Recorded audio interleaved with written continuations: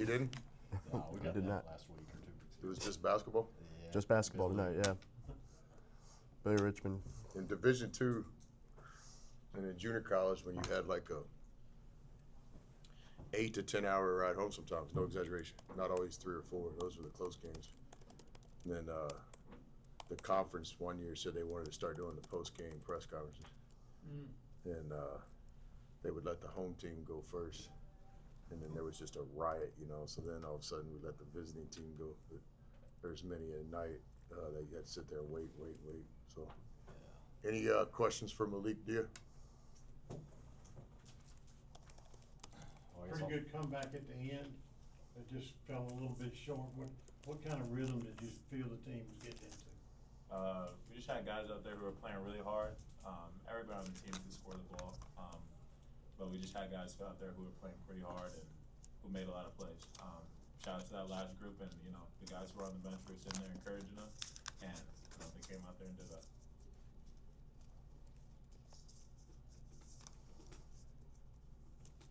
Anything else?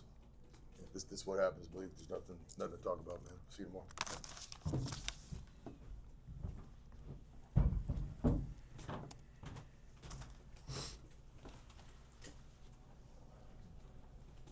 Questions for Coach?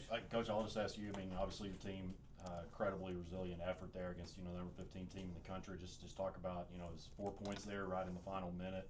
So just kind of talk about their performance overall. Yeah, it's like in a 40-minute game, there's 10 4-minute games. But there's 20 2-minute games. You can kind of break down into segments. Of course, football has kind of got the advantage. These are our offensive possessions, these are defensive possessions, these are special teams, basketball. So I've always kind of thought of it as like minutes. We talked to every team we've ever coached since Fort Scott was like there's 10 4-minute games. And I thought tonight in several of those 4-minute games, including at the end of the game, I thought we played hard enough and well enough to have some success. But there's just too many segments, too many back-to-back possessions, too many kind of self-inflicted mistakes. And, the higher your talent level, the more mistakes you can make. And so a lot of this stuff just continues to be self-inflicted. Yeah, Coach, talking about that. In the first half, you guys shot 41%, second half 59%. What did you say at halftime? What did you change?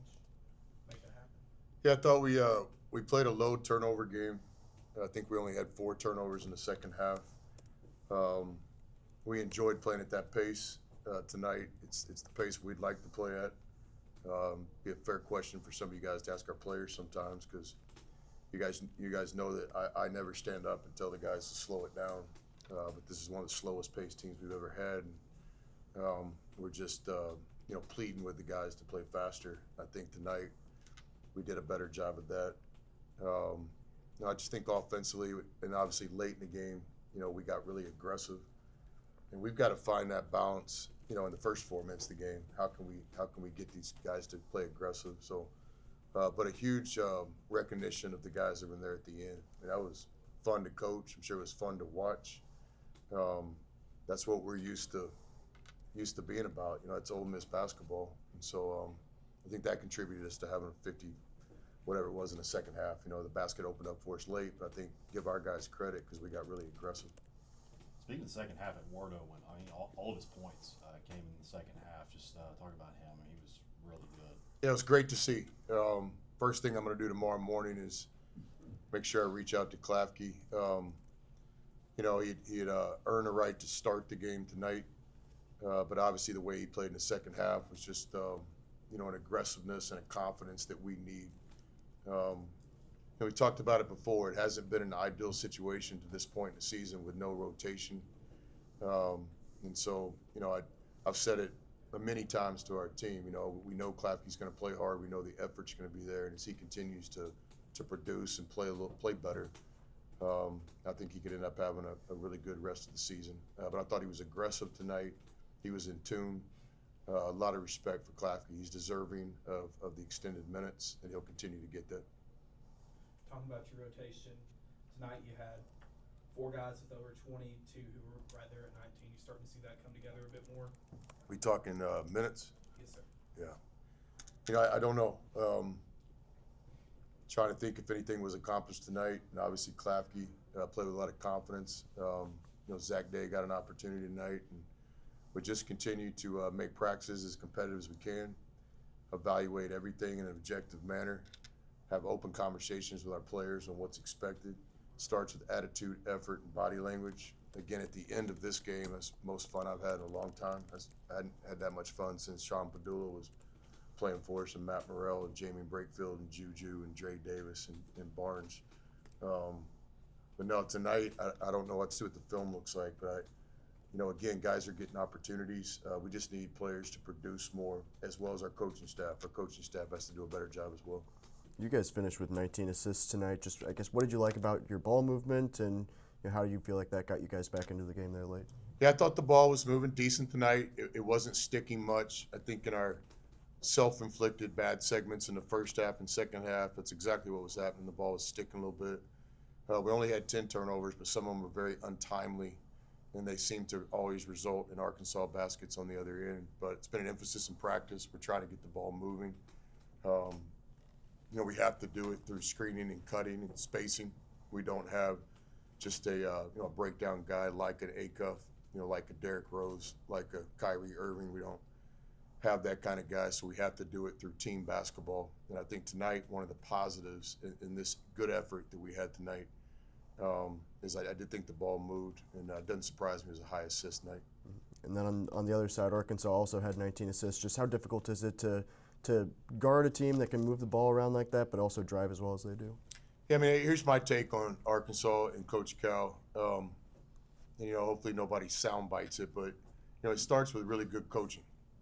But when you have the best players and you have all these pros, it's easy for people that don't understand the game to be like, well, he just has the best players. But he can coach, man. I mean, he's UMass, Memphis, help me out here, Kentucky, NBA stint, and now at Arkansas. Like, the common ingredient, yes, is the NBA talent, but it's also him. I think he puts his players in good positions. He develops teams.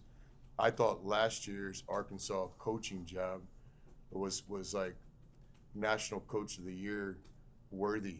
You start 0-5 in the league, and then at the end of the year, you're one of the best teams in the country. So I think he's a really good coach, and I'm not trying to get an invite to his fantasy camp. I'm not trying to get a job. I'm just stating he can coach. But a lot of times people are gonna not maybe bring that up first because the players are so good. He's got really good players. This will be the last time his point guard ever plays in Oxford. He's got a poise about him and a demeanor. I watched him play on the circuit, and he was a young talent. Now he's like a stone-faced pro. His poise and his demand of the game is very, very impressive to me in film preparation and in practice. Tonight he gets damn near 30 points, 9 assists. He just controls the game. And then when we made our comeback late, where we really had a chance there, if Patton hits that three, that would have been fun. Who takes the game over? It's just him. And he gets downhill. He plays off of 2 feet. Brazil was the difference in the game tonight. I think he hit 4 threes. We certainly know he can shoot. It wasn't a disrespectful game plan. It was just a game plan that we can't stop everything, and he made us pay. If he goes 1 for 5 tonight, maybe I'm excited at the Waffle House here in a minute instead of sitting over there, thinking, woe is me. And then, they just get key contributions from other players as well. But tonight I thought the difference in the game was the pro point guard. And then Brazil had a great night shooting. And I didn't think, from my perspective, anybody had a D or an F game for Arkansas. Like, there were some good performances out there.